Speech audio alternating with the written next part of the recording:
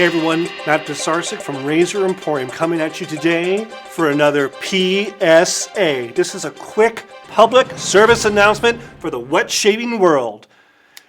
If you didn't know, the famous, the one, the only Personna Lab Blues, these babies right here, also known as liquid gold, some of the best shaving blades on the market, and I think one of the only made in USA blades in Virginia, have been rebranded. You will no longer see Lab Blues in blue packaging.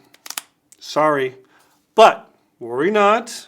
I know you're scared. I'm here to comfort you and tell you it's all going to be okay because they are now in black wrappers and they are the same blade and they're now called Accuforge. Accuforge. Accuforge. They are called Accuforge. So if you've been worried, if you've been scared, worry not. The Accuforge is the Personna Lab Blue. The Lab Blue is now the Accuforge. I wanted to clear that up. I'm looking at the actual blade here. The actual blade, I do see that these don't have any label on them now. They don't have any laser engraving, whereas these say Personna made in USA, Personna Super. These have nothing on them.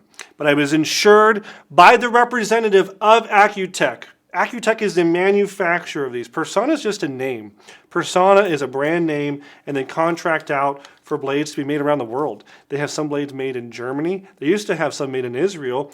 And these are made in Virginia by Accutech, who really is a manufacturer of like industrial blades.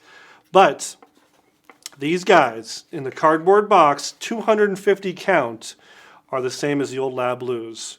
So yeah, the rep himself told us this. He said, don't worry, it's the same blade. We'll have to do a shootout where we shoot out the old ones with the new ones and just make sure. But for right now, you can take it to the bank because the guy from Accutech said so.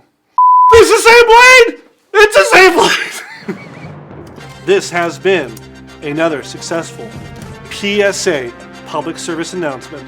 Matt Pisarcik, tuning out.